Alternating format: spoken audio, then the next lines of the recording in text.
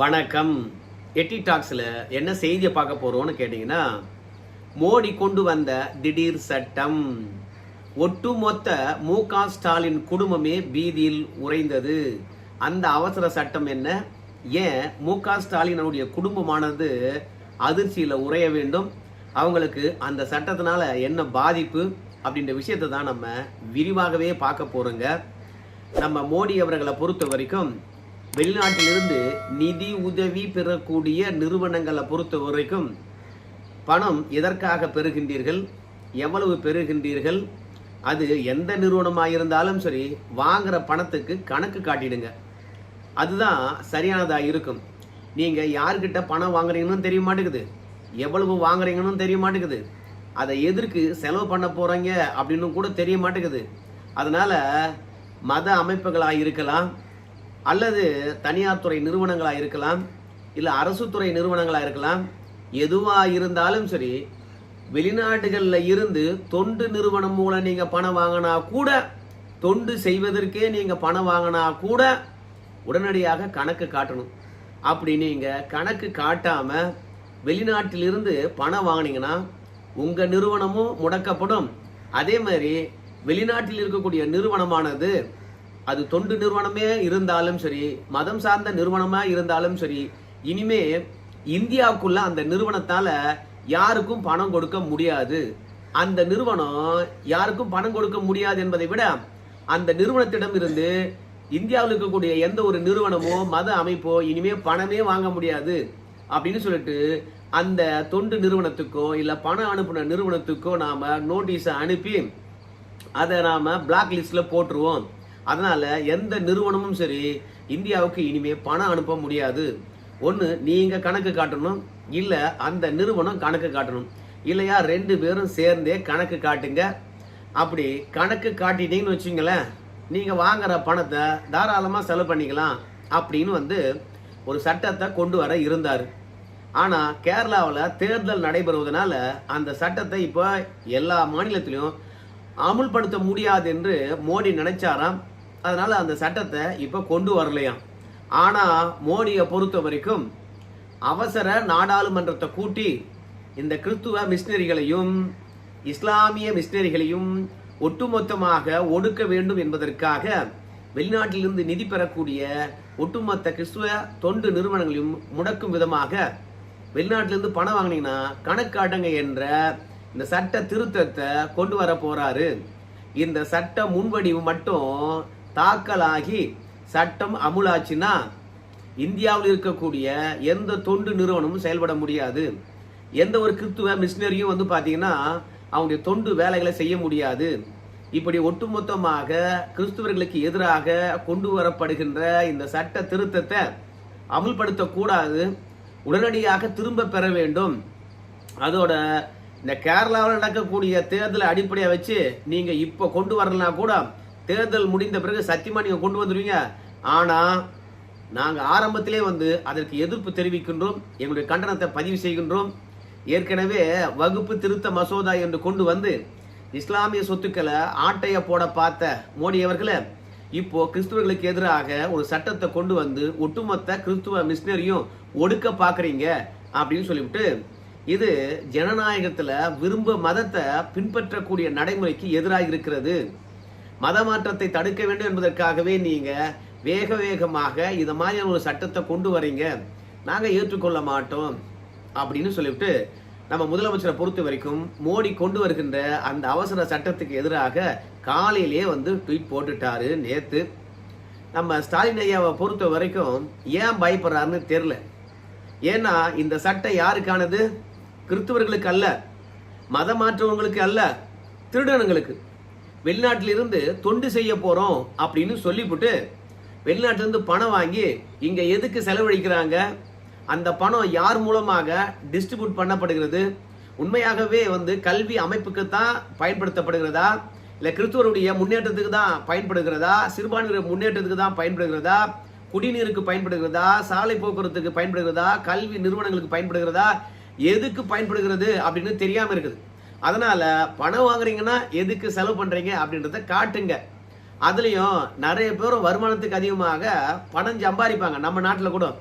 ஆனால் ஆடிட்டரை வச்சு இந்த வருமான வரி கணக்கை பொறுத்த வரைக்கும் எப்படி தாக்கல் பண்ணா சம்பாரிச்ச பணத்தை மீத்தலாம், கவர்மெண்ட்டுக்கு எப்படி வரியை கம்மியாக கட்டலாம் அப்படின்னு ஒரு டெக்னிக்கலை கற்று வச்சுக்கிறாங்களோ அது மொத்தமாக அரசாங்கத்துக்கு கணக்கு காட்டுற மாதிரி கிடையாது.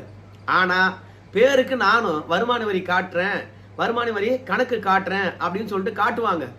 சில பேர்லாம் 12 லட்சத்துக்கு மேலே சம்பாரிச்சா கூட வருமான வரி கட்டுவாங்க.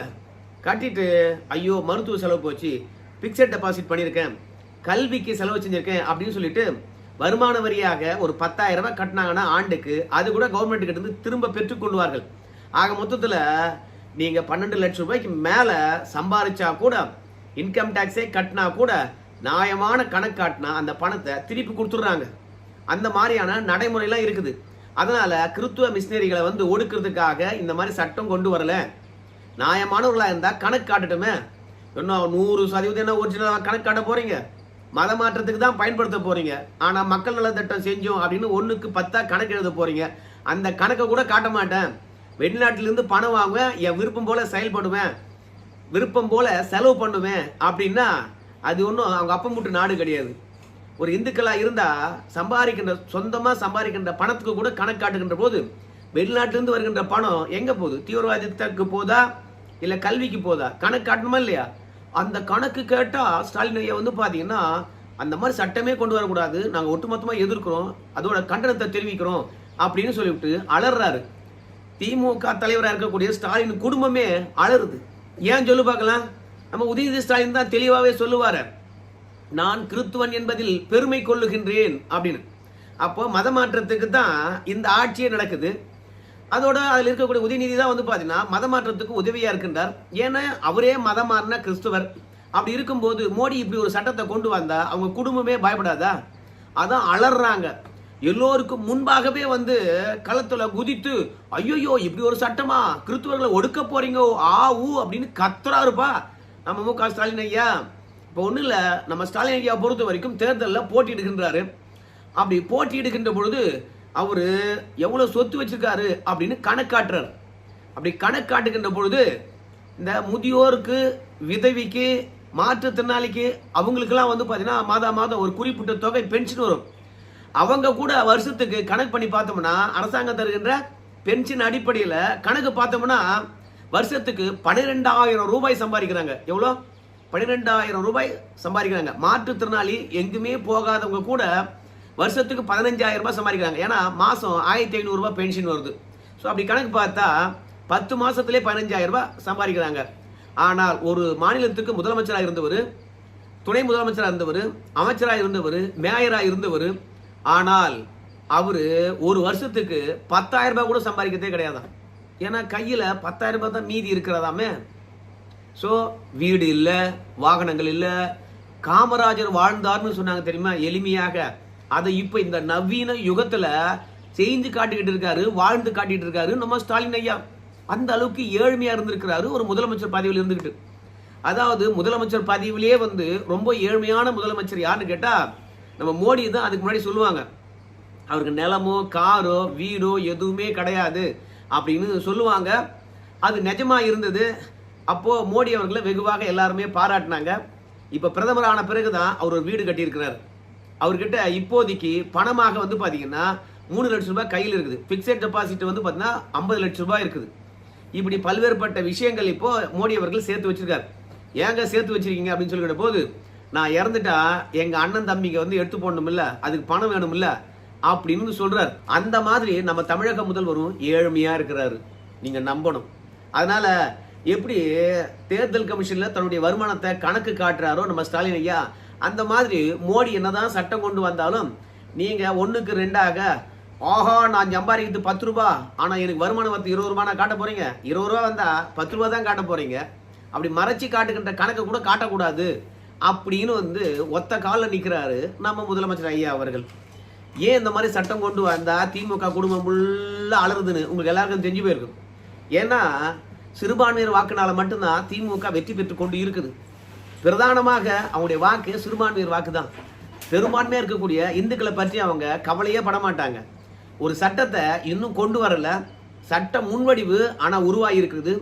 எப்ப தாக்கல் பண்ணுவாங்க அப்படின்னு தெரியாது. ஆனா ட்வீட் போட்டாரு. உடனடியாக ஊடகங்கள் ஒட்டுமொத்தமாக வரிசையில் நின்று எல்லாவற்றையும் விவாதம் பண்ண ஆரம்பிச்சிட்டாங்க. எதுக்கு? இந்த தருணம் தேர்தல் தருணம், சிறுபான்மைக்கு எதிராக மோடி சட்டம் கொண்டு வர போறாருன்னு முதலமைச்சர் சொல்லிட்டாரு. அதில் எந்த அளவுக்கு உண்மை இருக்குது அப்படின்னு பார்க்கவே இல்லை. ஊடகம் விவாதம் நடத்த ஆரம்பிச்சிச்சு.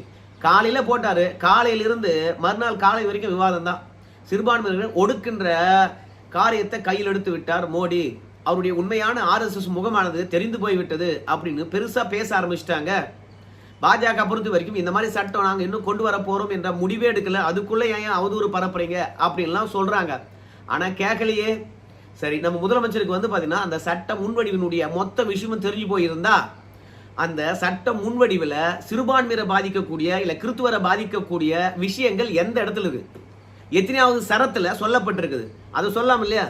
நல்ல தெள்ள தெளிவாக தெரிந்து கொண்டு நாம சிறுபான்மையை காப்பாற்றுறதுக்காக முதலமைச்சர் ஸ்டாலினுடன் வந்து கை கோக்கலாமே, அப்படிலாம் தெளிவா வந்து பதிவிட மாட்டார். அப்படி சட்ட முன்வடிவினுடைய ஒட்டுமொத்த விவரத்தையும் பதிவிட்டார்னு வச்சுங்களேன். டேய், திருடனுக்கு நீ துணை போறியா? அரசாங்கத்தை ஏமாத்துறவனுக்கு நீ துணை போறியா? நீ எல்லாம் ஒரு முதலமைச்சராக இருந்தவங்களா? என்னையா தகுதி இருக்கிறது? நம்ம நாட்டில் வந்து சர்ச்சை கட்டிக்கிட்டு மக்களை ஏமாத்திக்கிட்டு அதன் மூலம் பணம் சம்பாரிச்சுக்கிட்டு மாடி வீடு கட்டிக்கிட்டு கல்லூரிகள் கட்டிக்கிட்டு சுகபோக வாழ்க்கை வாழ்ந்துகிட்டு இருக்கிறான்.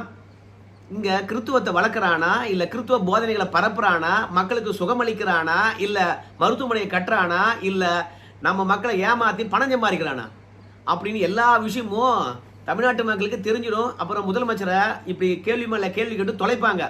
19ஆக மோடி மீது அவதூறு பரப்பணும். வகுப்பு திருத்த மசோதா வருகின்ற போது பயங்கரமா போராட்டம் பண்ணாங்க. ஆனா இப்போ வகுப்பு திருத்த மசோதா தொடர்பாக முதலமைச்சர் பேசுறாரா? ஏன்னா திமுக பரப்பன அவதூறுல ஒன்றும் கிடையாது, அதை கீழே போட்டுருங்க அவ்வளவுதான் அப்படின்னு சொல்ற மாதிரி ஆயிப்போச்சு. அது மட்டும் கிடையாது, CAA கொண்டு வருகின்ற போது பெரிய போராட்டம் நடத்துனாங்க. ஆனா இன்னைக்கு எல்லா முஸ்லீமும் வந்து பாத்தீங்கன்னா அமைதியா இருக்கான். அதை பற்றி தேர்தலில் கூட பேச முடியல. அதே மாதிரி முத்தலாக்கு சட்டம், இஸ்லாமியர்கள் அதிகமாக இருக்கின்ற இடத்துல கூட முத்தலாக்கு என்ற ஒரு வரைமுறை இல்லை. ஆனால் நம்ம நாட்டில் இருந்தது, அதை எடுத்துட்டாங்க, ஒன்று குதிச்சாங்க. அதுக்கு பிறகும் பாஜக வெற்றி பெறுது. அப்போ தேவையில்லாமல் நாம தான் பெருசுபடுத்திட்டோமோ அப்படின்னு சொல்லிட்டு அதை விட்டாங்க.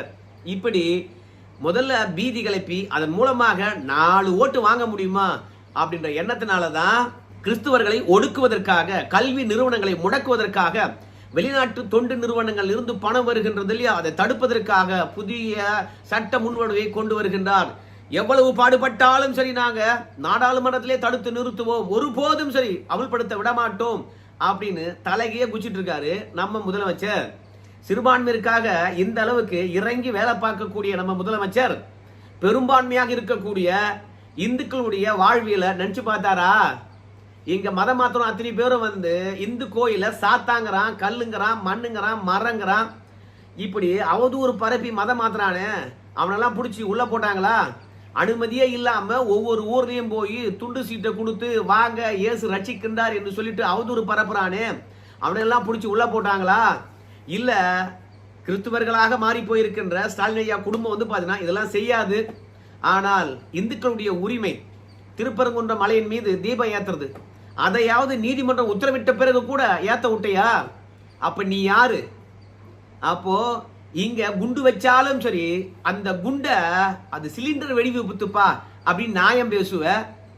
அச்சப்பட்டு கிடக்கின்ற மக்களுக்கு ஒரு தெளிவை கூட நீங்க ஏற்படுத்த மாட்டீங்க. ஆக மொத்தத்துல கொலை பண்றவன், குண்டு வைக்கிறவன் சிறுபான்மையரா இருந்தா அவனுக்கு முட்டு கொடுப்பதே வேலையா போச்சு. மொத்தத்துல எண்ணெயை மட்டும் கோட்டை ஈஸ்வரன் கோயில்ல சிலிண்டர் வெடி விபத்தை எது பின்னணி, என்ன பின்னணி அப்படின்னு தேடி கண்டுபிடிச்சு இது தற்கொலைப்படை தாக்குதல் தான், இது பின்னாடி இத்தனை பேர் ஒர்க் பண்ணியிருக்காங்க அப்படின்னு உண்மையை சொல்லாத வரைக்கும் நமக்கும் தெரிஞ்சிருக்காது. ஸோ கடவுள் அங்கே இருக்கிறான். அதனால என் தமிழ்நாட்டில் கூடிய மக்களை அப்பாவித்தனமாக சிலிண்டரை வெடிக்க வச்சு கொன்னு இருப்பான். எதுமறியாத மக்கள் பலியா இருப்பாங்க. அதனால இவனை விடக்கூடாது என்பதனால கோயிலாண்டிய அவனையும் பலி கொடுத்து அந்த சிலிண்டரையும் வெடிக்க வச்சார் பாருங்க, அங்க இருக்கான் கடவுள். ஆனா திமுக பொறுத்த வரைக்கும் அந்த சிலிண்டர் வெடி விபத்தே நடந்து பல பேர் உயிரிழந்தாலும் இது பாஜக சதி, திமுக ஆட்சி கலைப்பதற்கு அவங்களே ஆள் அனுப்புனாங்க அப்படின்னு சொல்லுவாங்களே கண்டி. அந்த சிறுபான்மையர் வந்து மதவெறி ஊட்டப்பட்டு தீவிரவாதியாக மாற்றப்பட்டு மக்களை கொல்றதுக்காக ஏவி விடப்பட்டவன், இவன் பயங்கரவாதி என்று ஒத்துக்கவே மாட்டார். அப்படி குற்றவாளிகளை கூட சிறுபான்மையினரா பார்க்கின்ற புத்தி இருப்பதனால தான் இந்த வெளிநாட்டிலிருந்து பணம் வர்றதை கண்டறிந்து அது எதுக்கு செலவழிக்கப்படுகிறது என்று கண்காணிக்கின்ற சட்ட மசோதா கொண்டு வருகின்ற போது ஒட்டுமொத்த கிறிஸ்துவர்களையும் ஒடுக்க பார்க்குறீங்க. ஏற்கனவே இஸ்லாமியர்களுக்கு எதிராக வகுப்பு திருத்த மசோதா கொண்டாந்தீங்க, இப்போ கிறிஸ்துவர்கள் ஒடுக்குவதற்காக இப்படி ஒரு சட்டத்தை கொண்டு வரீங்க அப்படின்னு சொல்லிட்டு காலையிலேயே அழ ஆரம்பிச்சிட்டாரு நேற்று. ஸோ நண்பர்களே, இந்துக்களை பற்றி கவலைப்படாத இந்த ஆட்களுக்கு நீங்க ஓட்டு போடக்கூடாது அப்படின்றத மட்டும் நான் சொல்லிவிட்டு, குற்றவாளிகள் யாரா இருந்தாலும் சட்டத்தின் முன்பாக நிறுத்தப்பட வேண்டும். அதனால வாங்குற பணம் எதுக்கு என்பதை கணக்கு காட்டணும். இது நம்ம நாட்டுடைய நலம் சார்ந்தது, பாதுகாப்பு நலன் சார்ந்தது. அதனால மோடி கொண்டு வருகின்ற சட்டம் எப்படி வரப்போகுது என்பதை பார்த்து விட்டு, தப்பு இருந்தால் நாமளும் எதிர்ப்போம், நல்லது இருந்தால் வரவேற்போம் என்று சொல்லி இந்த வீடியோ நான் முடிக்கிறேன். நன்றி.